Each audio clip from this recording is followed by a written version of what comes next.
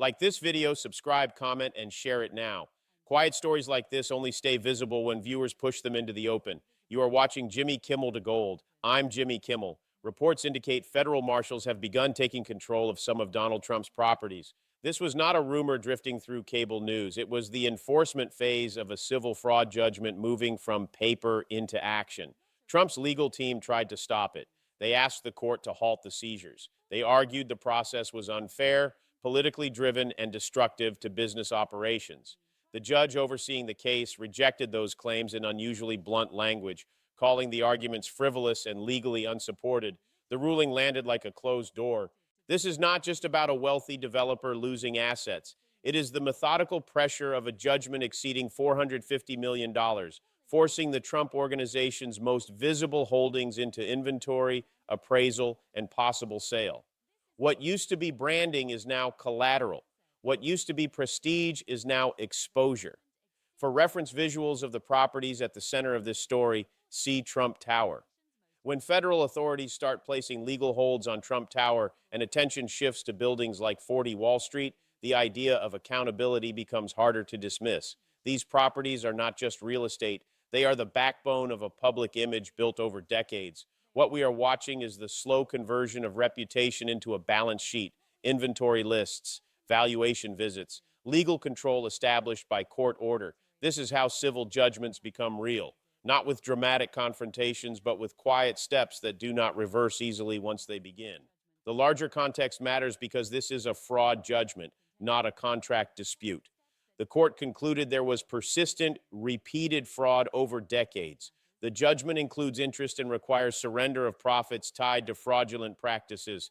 That is why the enforcement number is so high and why the state is moving with urgency. Trump's team insists this is political. The court's response is procedural. New York law allows enforcement unless the defendant posts a bond covering the judgment plus interest. Without that bond, the gears keep turning. A clear exterior reference for the Fifth Avenue symbol of the brand is here, Trump Tower. This case stems from a sweeping civil fraud lawsuit brought by New York Attorney General Letitia James against Trump, his adult sons, and the Trump Organization. Her office spent years investigating alleged valuation manipulation across the portfolio. The core claim was simple and serious: inflate values to secure better loans and insurance terms, then undervalue those same assets when it reduces tax exposure. Investigators described it as a pattern, not an accident. The allegations were not about minor paperwork errors. They centered on large, repeated misstatements. The investigation cited examples like exaggerating the size of Trump's penthouse by nearly 3 times. It also focused on Mar-a-Lago, which prosecutors argued was valued at over $500 million, despite restrictions that would make it worth far less under certain appraisal standards. By late 2023, the case went to trial. That is the moment when the story stops being political messaging and becomes evidence, witnesses, and findings. The court concluded Trump engaged in persistent fraud over decades. That conclusion set the stage for the financial judgment that followed. For background visuals tied to the New York financial district, where these properties sit in the public imagination, see Wall Street street scene. In February 2024, the judge issued a judgment exceeding $450 million, including interest. The court also ordered Trump to surrender profits obtained through fraudulent practices. Trump quickly filed an appeal. But in New York, an appeal does not stop enforcement automatically. The rule is blunt.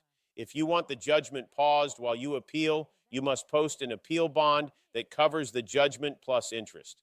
Without it, the winning side can enforce. In practical terms, that meant Trump needed to secure close to $500 million in cash or assets acceptable to a bond issuer.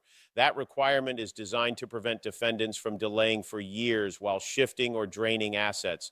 It is also designed to protect the judgment creditor from winning on paper and losing in reality. This is where Trump's brand story collided with financial plumbing. If the assets are truly worth what is claimed, securing a bond is usually routine. If the market doubts the valuations, the bond becomes nearly impossible. Reporting at the time noted Trump's team contacted about 30 surety companies through multiple brokers, and none agreed to issue the bond Politico. That detail, the failure to obtain a bond, is not a side note. It is the pivot point that opens the door to enforcement. Trump's lawyers said they tried widely. They said the bond was a practical impossibility. They said the seizures would be unfair and destabilizing, but from the court's perspective, the answer is structural. The law offers a path to pause enforcement. Post the bond if you cannot, enforcement proceeds. And the irony is impossible to miss. The fraud judgment itself undermined confidence in Trump's valuations. The court found that asset values had been manipulated.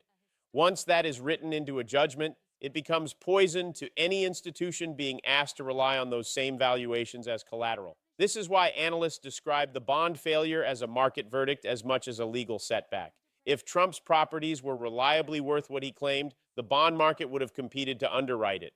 Instead, the market refused. This is also why asset seizures do not happen to former presidents under normal circumstances. They happen when the legal process reaches the end of roadblocks, when courts rule decisively, when the debtor cannot or will not meet the enforcement requirements. A key building that kept coming up in reporting and commentary was Trump Tower. Multiple outlets reported the enforcement phase moved into full gear. New York State attorneys, accompanied by federal marshals and court-appointed receivers, began arriving at Trump-owned properties with court orders. At 40 Wall Street, a historic Manhattan tower Trump long described as a crown jewel, officials were reportedly seen entering to inventory assets and establish legal control. At Seven Springs in Westchester County, court-approved appraisers were granted access to conduct formal valuations. Even Trump Tower saw legal officials arrive to begin assessing how the property could be sold or transferred to satisfy the judgment. In other words, the judgment stopped being theoretical. It started to touch doors, hallways, and elevator banks. It started to generate lists, appraisals, and recorded claims. This is what enforcement looks like in a civil fraud case with a massive number attached to it. It is not a single dramatic act. It is a series of steps that position assets for seizure and sale if payment does not arrive. For a visual reference related to Seven Springs, see Trump, Seven Springs. For the broader financial district context, see NYSE exterior. Trump's legal team filed emergency motions to stop the process. They argued that seizing properties would cause irreparable harm, not only to Trump, but to tenants, businesses, and employees operating in those buildings. They also argued the enforcement was politically motivated. They pointed to rhetoric from Attorney General Letitia James and claimed a personal vendetta. They argued moving forward before the appeals process concluded violated due process. They warned that forced asset sales would collapse property values and harm third parties. But the judge was unmoved. In a written ruling, the court addressed the arguments and dismantled them. Legal analysts described the tone as unusually blunt. The judge emphasized Trump had been found liable for fraud after a lengthy trial with full opportunity to defend himself. The outcome was not abrupt. It was foreseeable, the natural result of conduct the court had already determined was deliberate and egregious. The court also made clear that the harm Trump now faced was of his own making. If he wanted to stop seizures, the court said he had straightforward options: do not commit fraud or post the bond required by law. This is the point where the case stops being about persuasion and becomes about compliance. The political persecution argument received its own direct rejection. The judge rejected claims that the New York justice system was engaged in coordinated political retaliation. The court said the allegation was unsupported by evidence and offensive to the integrity of the judicial process. The opinion stressed Trump received every procedural protection available. He had counsel. He cross-examined witnesses. He presented evidence. Findings flowed from the record, not from politics. Several analysts said the court viewed Trump's filings as an attempt to weaponize procedure. Motions not aimed at correcting error, but aimed at delaying accountability. That is why the language was so sharp. Courts tolerate aggressive advocacy. They do not tolerate what they view as bad faith. This matters because once a judge concludes the arguments are not serious, the chance of emergency relief drops. And without emergency relief, the enforcement clock keeps ticking. This is how massive civil judgments tighten, not with a single decisive moment, but with repeated denials that leave fewer exits. A visual that captures the brand symbol at the center of this story remains Trump Tower. Now zoom out. This behavior is not new in Trump's legal history. The reference script points to a consistent playbook: delay, deny, deflect, claim persecution, challenge the legitimacy of the courts. We saw a version of it in the classified documents case. Trump insisted the documents belonged to him. He claimed they were declassified. He argued the National Archives had no right to retrieve them. He resisted subpoenas and forced escalation. Even after indictment, he framed it as a witch hunt, Only when criminal exposure became unavoidable did the rhetoric shift from total denial to technical arguments. We saw another version of it around January 6 investigations. Claims of executive privilege even after leaving office, lawsuits to block document release, encouragement for witnesses to resist subpoenas, then claims that presidential immunity covered everything. The pattern is not the point of this report as politics. The pattern is the point as legal strategy. If you can delay long enough, you can sometimes outlast consequences. But civil enforcement is designed to resist exactly that. Once a judgment is entered and the bond is not posted, time stops being a friend. It becomes a threat. The E. Jean Carroll defamation cases are another part of the same pattern described in the reference. After being found liable and ordered to pay millions, Trump continued making defamatory statements, triggering another lawsuit and another massive judgment. When the court required a bond during appeal, Trump fought that too. He called it excessive, unfair, politically motivated. The structure repeated: commit the act, deny, attack the accuser, lose in court, cry persecution, resist payment, wage procedural war to delay enforcement. And this is where the civil fraud case becomes different. In private disputes, delay can sometimes exhaust the other side. But here, Trump is facing state enforcement power, backed by resources and patience. The other side cannot be intimidated into giving up. It cannot be bankrupted into walking away. That changes everything. The old playbook works best against smaller opponents. It fails when the opponent is the state, and the court is already convinced the conduct was deliberate. This is why the ruling is described as devastating. It is not only a legal denial, it is the court telling Trump directly that the strategy is no longer being entertained. The reference script says the court dismantled Trump's arguments in three key sections. First was irreparable harm. Trump argued seizures before appeal resolution could cause damage that cannot be undone if he later prevailed. The judge rejected that premise. The bond requirement exists to balance those exact competing interests. If Trump believed his appeal would succeed, he had a clear path. Post the bond. Pause enforcement. The second blow was the irony. Trump was found liable for inflating values to banks and insurers. Now he argued the assets were so valuable that using them as collateral would be harmful. Yet when it came time to secure a bond, no institution would accept them at his stated valuations. In effect, the court framed this as a market reality. If the assets were truly worth what Trump claimed for years, the bond would have been routine. The fact that it was not suggested deep doubt about valuation credibility, and that left Trump in a narrow corridor.